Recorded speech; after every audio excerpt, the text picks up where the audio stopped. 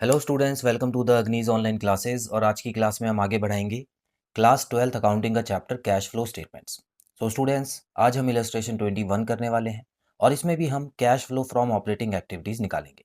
Question में कुछ नई चीज़ें दी हुई हैं, आइए समझ लेते हैं ध्यान से। सो स्टूडेंट्स, आप यहाँ देख सकते हैं सबसे पहले आपको सरप्लस नहीं दिया हुआ है। अभी तक आमतौर पर आपको सरप्लस दिया होता था, लेकिन इस क्वेश्चन में आपको नेट प्रॉफिट दिया हुआ है। तो स्टूडेंट्स, जब भी नेट प्रॉफिट दिया होता है तो उसमें से आपको सिर्फ और सिर्फ डिविडेंड और टैक्स निकालना होता है। ठीक है, डिविडेंड और टैक्स की ही एडजस्टमेंट करनी होती है, उसके अलावा एक्स्ट्रा ऑर्डिनरी आइटम्स आपको नहीं करने होते। तो यहाँ पर भी आप देख सकते हैं students, profit for year before tax and after considering following items is 2,50,000। तो आपको ये नेट प्रॉफिट तो दिया है, लेकिन ये बिफोर टैक्स का है, तो बिफोर टैक्स तो हमको जाना ही होता है। तो इसका मतलब इन्होंने हमारे लिए एक चीज़ पहले से ही करके दी हुई है, टैक्स इसमें ऐड कर दिया है। लेकिन ये सारी चीज़ें इन्होंने बोला है after considering the following items, तो ये वाली चीज़ें इन्होंने प्लस माइनस कर दी है, तो हमको ये भी चीज़ें एडजस्ट करनी पड़ेंगी क्योंकि इनके बिफोर में जाना है ना हमको, यहाँ पे आफ्टर दिया हुआ है। उसके अलावा अब हम बात कर लेते हैं यहाँ पर जो पर्टिकुलर्स अकाउंट में दिए हुए हैं वो कहाँ पे जाएंगे। तो स्टूडेंट्स, जैसे कि यहाँ पे आप देख सकते हैं सबसे पहले डेप्रिसिएशन दिया हुआ है और डेप्रिसिएशन हमेशा स्टेप नंबर 2 में जाता है जब हम नॉन कैश ट्रांजैक्शन के बारे में एडजस्टमेंट करते हैं। उसी तरह अमोर्टाइजेशन भी डेप्रिसिएशन के साथ ही जाता है स्टूडेंट स्टेप 2 में। ट्रांसफर टू जनरल रिजर्व, ये वाला जो अमाउंट होता है स्टूडेंट्स, ये स्टेप 1 में ही जाता है। ठीक है, याद होगा आपको स्टेप 1 में क्या क्या था, डिविडेंड था। रिजर्व में अगर कोई पैसा जाता है, प्रोविजन फॉर टैक्स होता है, एक्स्ट्रा ऑर्डिनरी एक्सपेंसेस होते हैं, तो ये सारी चीज़ें स्टेप 1 में जाती थी। Gain on sale of land, तो स्टूडेंट्स देखिए ये वाला जो आइटम है ये नॉन ऑपरेटिंग इनकम हो गई, है ना, नॉन ऑपरेटिंग इनकम है ना। और ये कहाँ पे आती थी स्टूडेंट्स, ये भी स्टेप 2 में आती थी डेप्रिसिएशन के साथ। जब non cash and non operating items हम डालते थे तो गेन अगर सेल ऑफ लैंड, देखिए लैंड बेची है तो जाहिर सी बात है इन्वेस्टिंग एक्टिविटी है, ऑपरेटिंग तो है नहीं, तो इसमें कोई भी अगर फ़ायदा होता है तो उसको आपको स्टेप 2 में डालना है।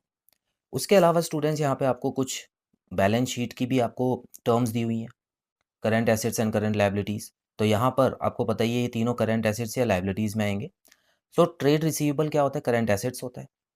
ट्रेड पेबल्स लायबिलिटीज़ होता है और प्रीपेड एक्सपेंस भी एसेट्स होता है, करंट एसेट्स। अब इसकी एडजस्टमेंट तो हम साथ साथ कर ही सकते हैं, तो बहुत आसान है। तो चलिए स्टूडेंट्स, जल्दी से क्वेश्चन करना शुरू करते हैं। तो सबसे पहले आपको हेडिंग में डालना है net profit, net profit before tax तो दे दिया है इन्होंने, ठीक है ना, नेट प्रॉफिट बिफोर टैक्स ही डालिएगा आप यहाँ पे हेडिंग में, क्योंकि जो दिया हुआ है वही आपको डालना है। तो यहाँ पर ओनली बिफोर टैक्स डालना है, एक्स्ट्रा ऑर्डिनरी आइटम्स नहीं डालने हैं।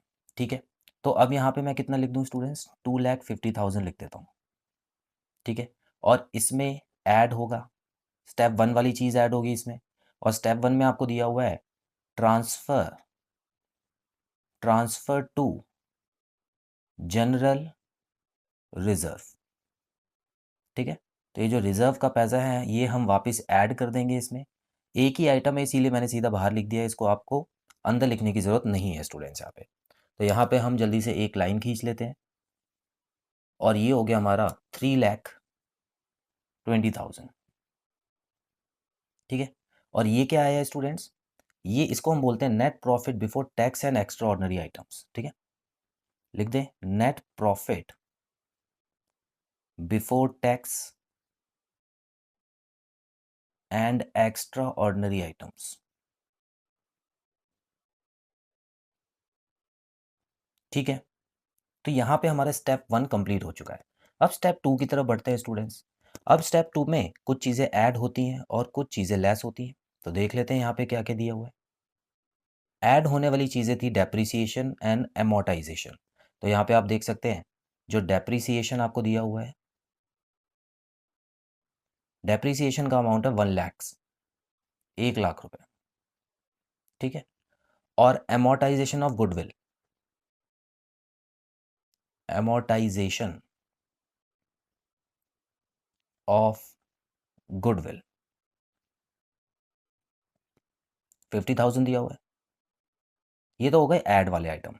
लेस का क्या आइटम है स्टूडेंट्स, यहाँ पर ये देखिए, ये तो नॉन कैश वाले हो गए और नॉन ऑपरेटिंग भी इसी में आएंगे। तो ये सेल ऑफ लैंड वाला पॉइंट है ये, क्योंकि इनकम हुई है तो इस वजह से यहाँ पर हो जाएगा gain on sale of land 30,000, इसको आपको लेस कर देना है। ठीक है स्टूडेंट्स, तो चलिए जल्दी से हम इसको भी कर लेते हैं। तो यहाँ पर सबसे पहले मैं एक लाइन डाल देता हूँ और ये बाहर भी जाएगी, क्योंकि प्लस वाले जो आइटम्स हैं वो यहाँ पे लिखने हैं आपको। ये हो गया 1,50,000 दोनों आइटम मिला के। अब 320 और 150 को आप ऐड करेंगे तो क्या आएगा स्टूडेंट्स, 4,70,000। उसके अलावा अब 30,000 इसमें से आपको लेस कर देना है गेन का, तो इसको भी हम बाहर लिख लेते हैं। ठीक है, तो 30,000 जब लेस हुआ है स्टूडेंट्स तो ये हो जाएगा 4,40,000, 4,40,000। इतना क्लियर है आपको? अब देखिए वर्किंग कैपिटल पे आते हैं। वर्किंग कैपिटल बेसिकली यहाँ पर आप देख सकते हैं सारे पॉइंट्स हमने यहाँ पे ऑलरेडी कर लिए हैं। अब यहाँ पे वर्किंग कैपिटल मतलब current assets and current liabilities, तो इनको एडजस्ट करेंगे। तो उससे पहले क्या पॉइंट आता है students, operating operating profit before working capital changes. ठीक है, मैं यहाँ आपको समझाने के लिए थोड़ा शॉर्ट में लिख रहा हूँ स्टूडेंट्स, आप कोशिश कीजिएगा जब एग्जाम में करें तो अच्छे से इसको पूरी तरह लिखें। अब इसमें कुछ चीज़ें ऐड होती हैं और कुछ चीज़ें लेस होती हैं। आपको पता है अब हम कैश के हिसाब से सोचेंगे, जब भी कैश बढ़ेगा तो हमको ऐड करना है, जब भी कैश कम होने के चांस होंगे हमको लेस कर देना वहाँ पे। तो स्टूडेंट्स यहाँ अगर आप देखें, ट्रेड रिसीवेबल एक एसेट होती है, करंट एसेट, और यहाँ पे करंट एसेट बढ़ रही है। तो जब भी एसेट बढ़ती है इसका मतलब हमने कुछ खरीदा है, तो कैश बाहर की तरफ गया होगा। तो इसका मतलब यहाँ पर आपको ट्रेड रिसीवेबल्स ट्रेड रिसीवेबल्स को लेस वाले कॉलम में लिखना है और जो अमाउंट चेंज हुआ है वही लिखना है। ठीक है, 10,000 यहाँ पे आ गया। सेकंड नंबर पे ट्रेड पेबल्स है जो कि लायबिलिटी है। लायबिलिटी कम होने का मतलब है हमने उधार चुकाया है और उधार चुकाते समय भी पैसा बाहर की तरफ जाता है, तो इसीलिए यहाँ पर मैं लेस वाले कॉलम में ही लिखूंगा ट्रेड पेबल्स। ट्रेड पेबल्स आ गया 50,000। उसके बाद प्रीपेड एक्सपेंस लिखा हुआ है स्टूडेंट्स, ये एक एसेट होती है और एसेट कम हो रही है। एसेट कम होने का मतलब क्या है कि हमने कुछ बेचा होगा, जाहिर सी बात है। तो इसका मतलब जब बेचते हैं तो पैसा आया होगा स्टूडेंट्स, तो इसीलिए यहाँ पर मैं लिख देता हूँ प्रीपेड एक्सपेंस, क्योंकि पैसा आ गया है। प्रीपेड एक्सपेंस यहाँ कम हुआ है 20,000 से, जिसको हम ऐड करेंगे। इतना क्लियर है? चलिए इसको भी जल्दी से कर लेते हैं स्टूडेंट्स। तो यहाँ पर 20,000 जो है वो मैं बाहर लिख दूंगा और इनको टोटल करके आ गया 4,60,000। ठीक है, ये तो हो गया ऐड वाला आइटम। अब हम लेस वाला आइटम भी कर लेते हैं। तो यहाँ पर लेस जो होगा वो 60,000 हो जाएगा यहाँ से। क्लियर? अब ये 4 लाख में से 4,60,000 में से 60 माइनस हुआ स्टूडेंट्स, तो कितना आ गया, ये हो गया 4 लाख। ठीक है, अब क्या और कुछ बचा है आप देख लीजिए क्वेश्चन में। आप देख सकते हैं स्टूडेंट्स कुछ और नहीं बचा है, तो आपको अब आगे क्वेश्चन में और कुछ नहीं करना है। ठीक है, देखिए स्टूडेंट्स आगे जाके क्या आता है, कैश जनरेटेड फ्रॉम ऑपरेशंस, जिसमें से इनकम टैक्स माइनस होता है। इनकम टैक्स आपको दिया नहीं। उसके बाद आता है operating profit before extra ordinary items. तो एक्स्ट्रा ऑर्डनरी आइटम जो ऑपरेटिंग प्रॉफिट से संबंधित है, मतलब ऑपरेटिंग एक्टिविटी से संबंधित है, वो उसमें प्लस माइनस करने होते हैं, जो कि यहाँ पर आपको दे रखा है कि एक्स्ट्रा ऑर्डनरी आइटम्स जो हैं स्टूडेंट्स वो सेल ऑफ लैंड है। ये तो इन्वेस्टिंग से संबंध रखते हैं, तो इसीलिए वो वाला स्टेप भी नहीं होगा।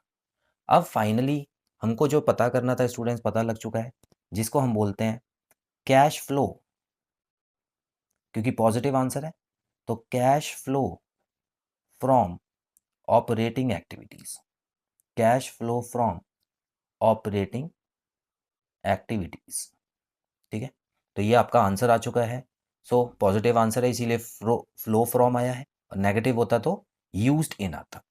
तो स्टूडेंट्स बहुत ही सिंपल तरीके से क्वेश्चन को इस तरह से ही आपको करना है। बहुत इंपॉर्टेंट क्वेश्चन है, अच्छे से कीजिएगा। तो बहुत जल्द मिलते हैं अगली क्लास में। Till then bye bye.